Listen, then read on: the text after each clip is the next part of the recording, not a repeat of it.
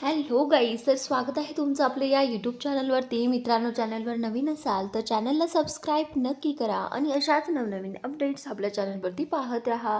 चला तर मग आपण आपल्या व्हिडिओकडे वळूयात. तर मित्रांनो, आपण पाहणार आहोत हळद रुसली कुंकू हसलं या मालिकेचा आजचा रिव्ह्यू.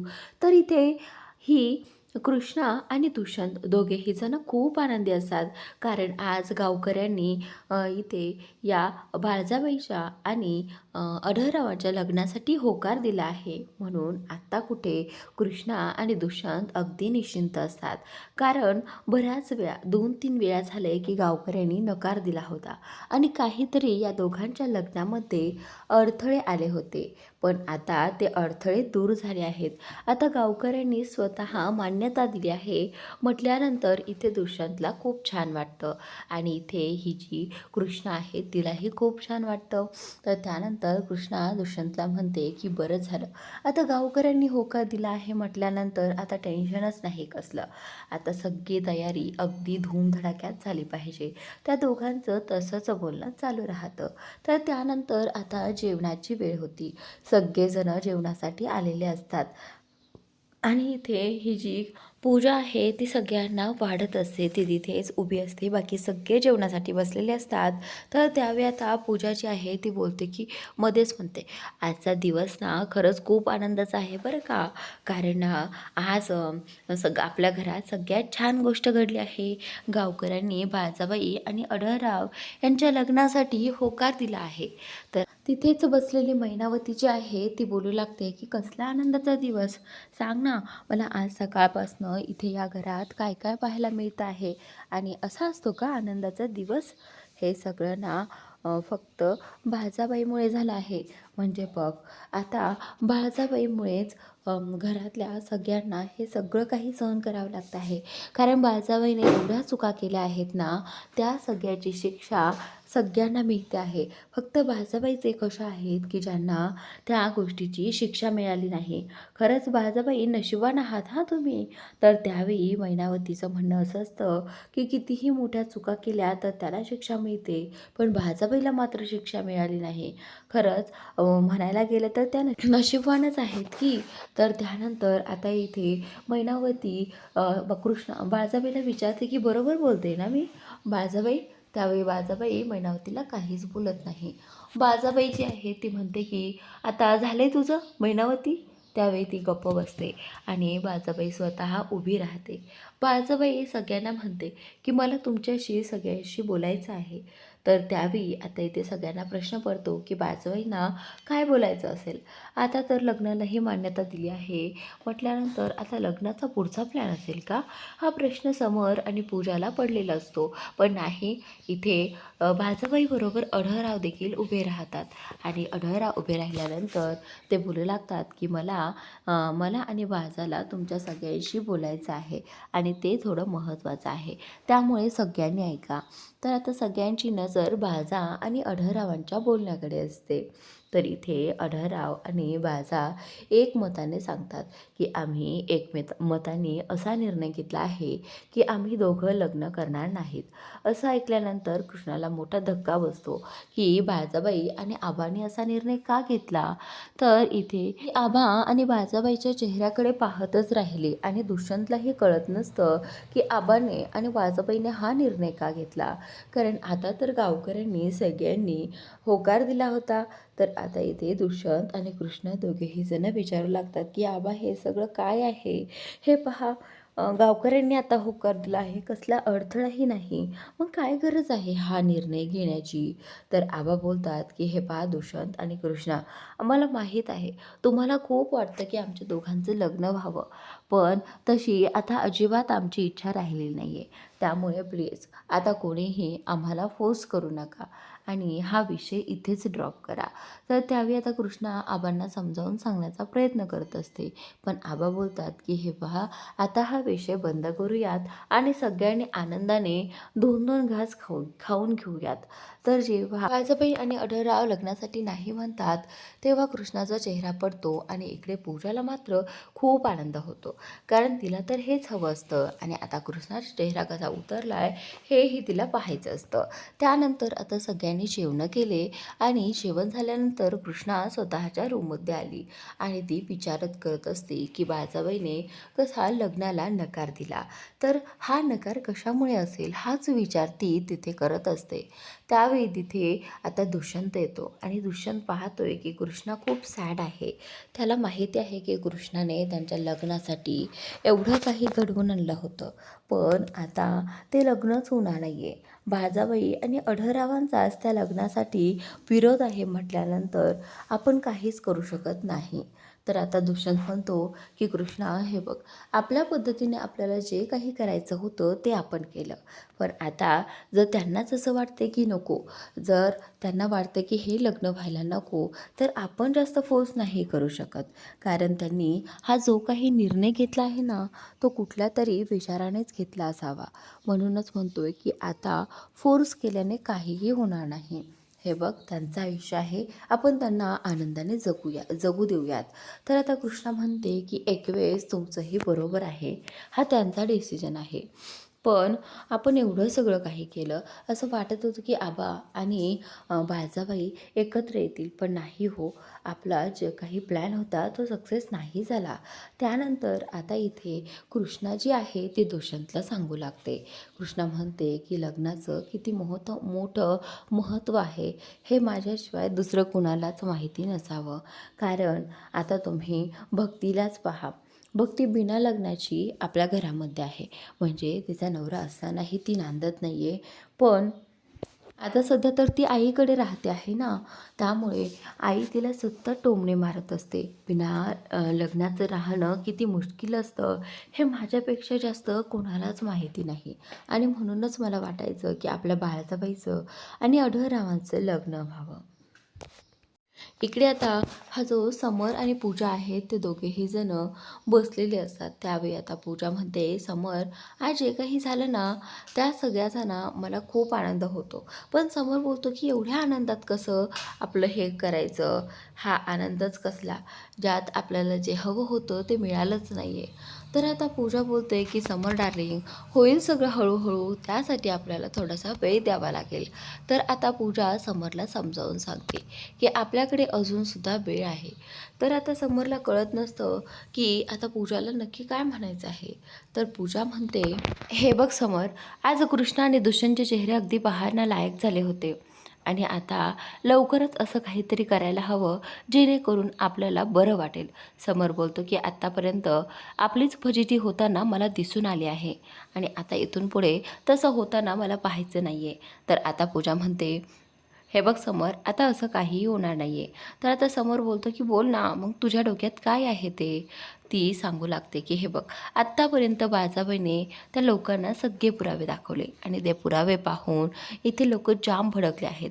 असं नाही आहे की सगळ्याच लोकांनी तिला माफ केलं आहे, पण काही लोक अशीही आहेत की त्यांचा राग अजून गेलेला नाही आहे, त्यांचा राग अजून बाळजाबाईवरतीच आहे, तो निवळलेला नाही आहे. आणि याच्यातच आपण ठिणगी टाकायची. तुला कळतंय ना, आपण गावकऱ्यांना भडकवून द्यायचं, चांगला भडकवा उठवायचा आणि त्यानंतर इथे आपण गावकऱ्यांना इथे बोलून या बाळजाबाईला चांगलंच दुपटून काढायचं. तर आता समोर बोलतो की पण हे सगळं कसं शक्य आहे. हे बघ, ती कृष्णी घरात असते, दुष्यंतही घरात असतो, मग ते गावकरी बाळजाला आणि आढळरावांना कसे काय दुपटून काढतील. तर आता इथे पूजा जी आहे ती बोलते की बघ, हे बघ, त्यावेळी आपल्याला असं त्या गावकऱ्यांना सांगायला पाहिजे ज्यावेळी कृष्णा पंचायतीत जाईल आणि दुष्यंत जो आहे तो फॅक्टरीसाठी निघेल. घरात फक्त बाळजा आणि हा आढळराव हे दोघेजण असतानाच हे सगळं करावं लागणार आहे, त्यासाठी मी तसं सांगेल. तर आता समर बोलतो की ठीक आहे, मग आजचा प्लॅन आपला फिक्स झाला आहे. तर आता पूजा आणि समरचा प्लॅन तर फिक्स झाला आहे, बाळजाला मारण्याचा. समर बोलतो की पूजू डार्लिंग, तू खूपच ग्रेट आहेस गं, तुझ्या डोक्यात कसं हे सगळं शिजतं. तर त्यावेळी आता पूजा जी आहे ती बोलते की हो. तर आता इकडे हा जो दुष्यंत आहे तो कृष्णाला हे सांगत असतो की कृष्णा बघ ना, आता भक्तीचंच आयुष्य म्हण, आता लग्नानंतर लग्न झालं असूनसुद्धा तिला एकटीला राहावत आहे.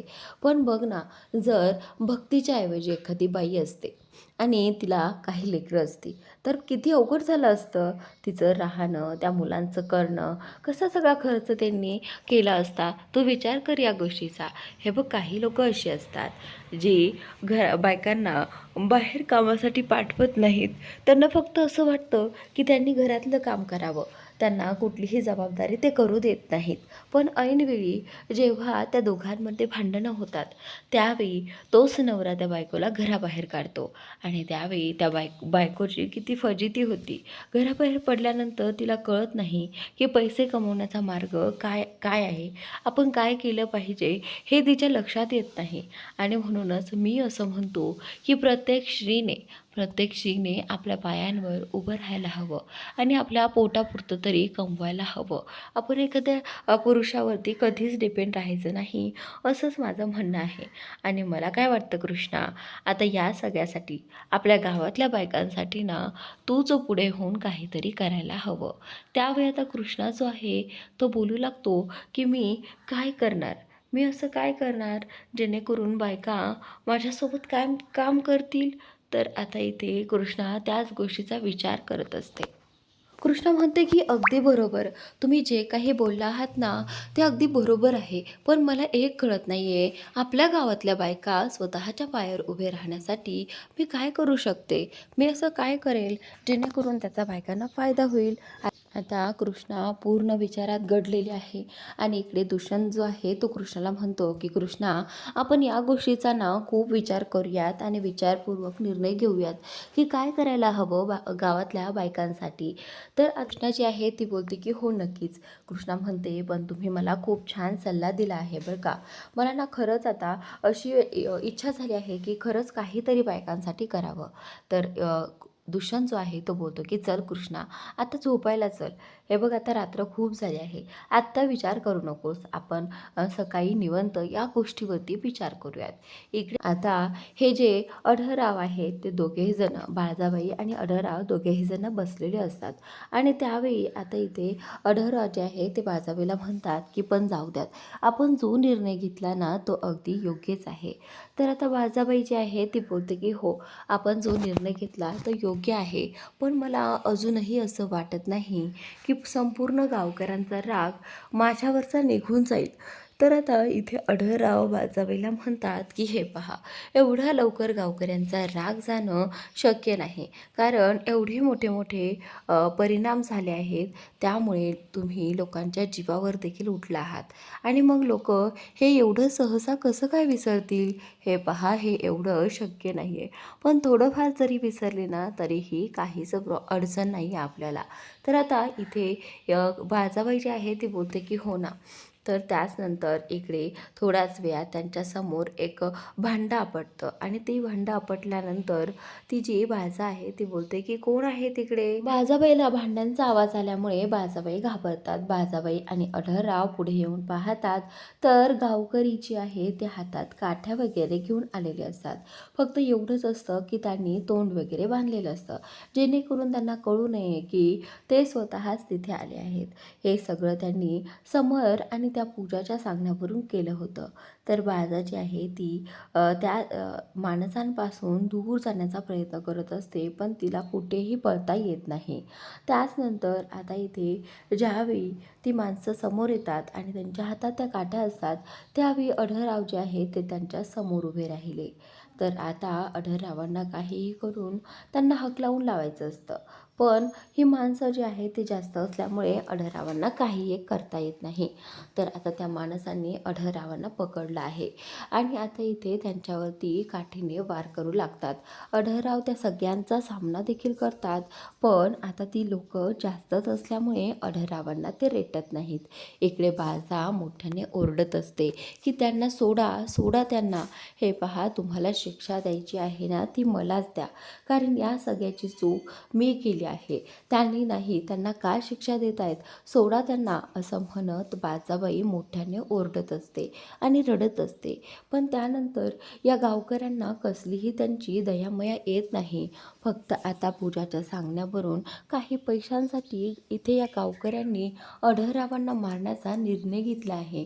खरं तर त्यांना बाजाबाईला मारायचं असतं, पण आता या निर्णयापुढे अढळराव मध्ये आल्यामुळे मध्येच अढळरावांना त्यांनी बांधलं आणि बांधल्यानंतर आता इथे ते सगळेजण त्यांच्यावरती काठीने वार करू लागतात. तर आता इथे त्यातलाच एक गावकरी बोलतो की बाजा, तू खूप चुका केल्या आहेस, तू माझ्या बाला मारला आहेस आणि हे बघ, त्याची शिक्षा तर तुला मिळणारच. तुला काय वाटलं होतं की आम्ही सगळे हे सगळं विसरून जाऊ? नाही बाजाबाई, आम्ही हे कधीच विसरणार नाही की तू काय काय केलं होतंस.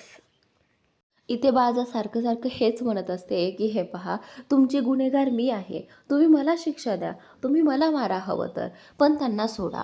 आता बाजाबाईंचं बोलणं ऐकून इथे काही लोक तिच्याकडे देखील येतात, बाजालाही मारण्याचा प्रयत्न करतात. आता बाजाबाई खूप घाबरते की काय करू. बाजाबाई मोठ्याने ओरडते, समर, दुष्यंत. आणि त्यानंतर इकडे दुष्यंत कृष्णा म्हणत असते, पण तिला माहीत आहे की दुष्यंत घरामध्ये नाही आहे.